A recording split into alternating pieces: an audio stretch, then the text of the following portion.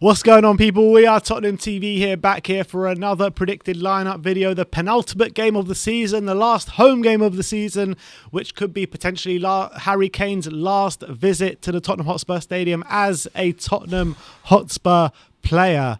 I mean, could be, couldn't it, Sim? Yeah, which is heartbreaking to think about, but it's a reality we have to live with at the moment because Kane very clearly wants out. There's absolutely a legitimate reason why he wants out. There's nothing for him to stay for right now. So, and there's nothing the Tottenham fans can begrudge him really for. No, not at all. So it doesn't surprise me whatsoever that Kane is likely to leave. Yeah. Completely true. Just before we get into the predicted lineup, we've got some odds to bring you from William Hill. So if you fancy a flutter, get yourselves over to William Hill and have a look at these odds for the Villa game. First one is Tottenham to beat Aston Villa at 8-15. So Tottenham favourites going into this one as expected. And a couple of firsts to bring you first goal scorers. Harry Kane to score first, 14-5 as favourite. Gareth Bale to score first, 16-5. And Heung-min Son to score first at 4-1. Good value for Sonny. It is good value for Sonny. He hasn't really had his scoring boots on in the last 3 months or so, but recently he has though. Yeah, he's scored 2 in his last 3 or something. I think 3 in his last 4. 3 in his last 4. So yeah, but the one that sticks out for me is the Harry Kane one, seeing as it could be his last game at the Tottenham Hotspur Stadium.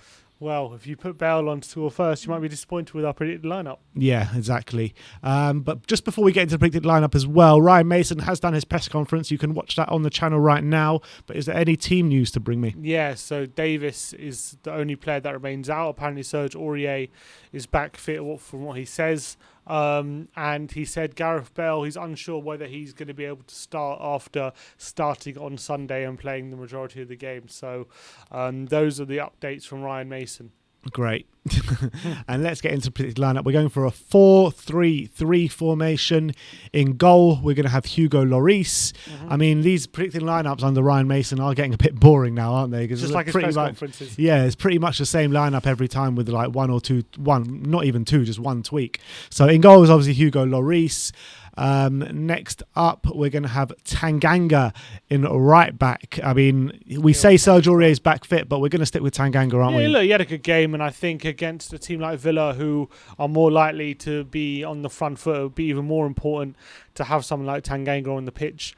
So I think he'll retain his place. I thought he played well. So Grealish might start in this one. We're not sure yet, but if he does, you're going to need someone like Tanganga who's very good in one-on-one situations. So I think he starts.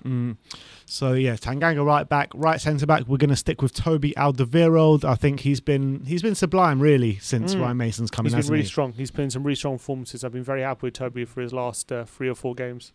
And right next to him, we're going to have the ever-present under Ryan Mason centre-back pairing of Toby Alderweireld and Eric Dyer. Yep. I mean, Eric Dyer had a very poor showing against Leeds, but I know he was fairly untested, but he dealt with everything that came his way last game, didn't he? And I think by and large he has been quite good since Mason's come apart from that Leeds game. Apart from that Leeds game. So it's hard to criticise him too much, but he has cost us so many times this season that it's hard to praise him too much as well. True. And then left back, we're going to go for Reguilon, who had a really strong performance last time out. Much better. That lovely run that he saved the ball twice before playing it into Sonny, who eventually played it, and a goal came from that. It was pretty much Reguilon's assist, wasn't it? Yeah, it should have been, and he deserved it. And I thought it was a much improved performance after some really bad ones. So hopefully he can keep up against Villa. So that's a back 5 of Hugo Lloris in goal, Japhet Tanganga right back, Reguilon left back, Toby and Dyer in the centre back positions. CDM is going to be the general Pierre-Emile Højbjerg. Of course. In the double pivot, we're going to see Giovanni Lo Celso alongside Dele Alli. So pretty much the same middle three as it was against in the last game. And they performed really well, I thought, against Wolves. So I don't see a reason to change it. Maybe he might be tempted to put Ndombele in for potentially Lo Celso.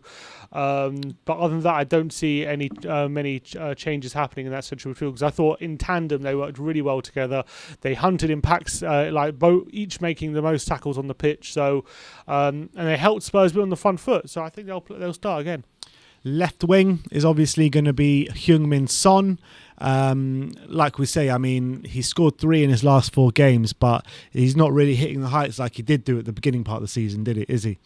No, but I think again, yeah, he didn't score against Wolves, but he did get he did set up. He was involved in the second goal, and since Mason's come in, he has had a few good games, had played well, scored a nice goal against Sheffield United, scored a nice goal against Leeds, and against Southampton. I thought he put in a really strong showing as well. So I think his form has been returning a bit. Yeah, I do agree with that. It's just not the heights that we've seen this season. Right hand side of the attack, we're going for Lucas Moura ahead of Gareth Bale, seeing as Ryan Mason said it might be a bit too soon for Gareth Bale, 3 games in a week. Yeah, and probably in line with Bale starting against Leicester on the last game of the season, so I don't think Bale will start this one.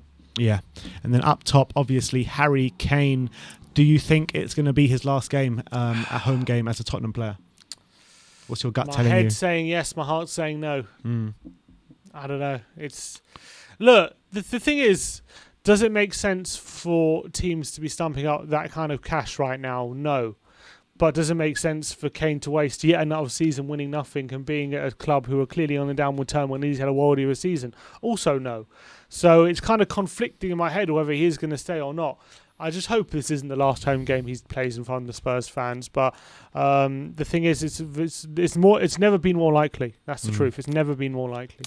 Yeah, that's pure fact. So let me just run through that lineup with you one more time. So that's Hugo Lloris in goal, Tanganga right back, Reguilon left back, Dyer and Toby in the centre back positions. A midfield trio of Højbjerg, Lo Celso and Dele Alli. Son on the left, Lucas on the right, Harry Kane up top. What scoreline prediction are you going for? 3-1 to Spurs, I said in my prediction. I'm going for exactly the same. And I hope I'm right. I mean, in terms of if it's Harry Kane's last game at the Tottenham Hotspur Stadium, I personally believe it's not. I think that this summer, I believe that Daniel Levy will price teams out of a move. I genuinely believe that, especially with 3 years left in his contract. Spurs kind of do hold the cards this summer. I just hope it doesn't turn sour, that's all. Yeah, unfortunately, I think it's inevitable. I really believe that because, if this gentleman's agreement is true that he says he will let Kane go this summer, I still think with 3 years left in his deal, he's going to price teams out of a move and he's going to say to Harry, look, I am letting you leave, but no one's pumping up the cash. And that's what he's going to say. And I think next summer will be the summer where maybe we will accept maybe a 110, 120, around that ballpark figure. But I think this summer, only 150 million plus can prize him away. I genuinely believe that. I got a feeling 120 and I reckon we accept. I got a feeling we might, because no one's bidding 150. No one's bidding 150. So that's what I'm saying. That's why that's going to be Levy's excuse or the board's excuse to keep him for another year.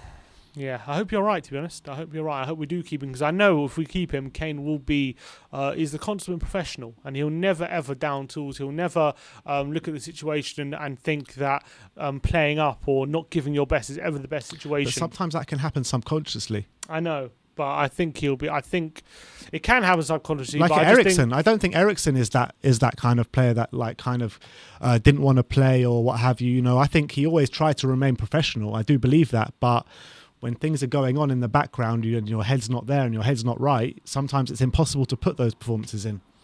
Yeah, but I just think Kane will still do it. I do. I think he's one of those players who's always going to Eriksen.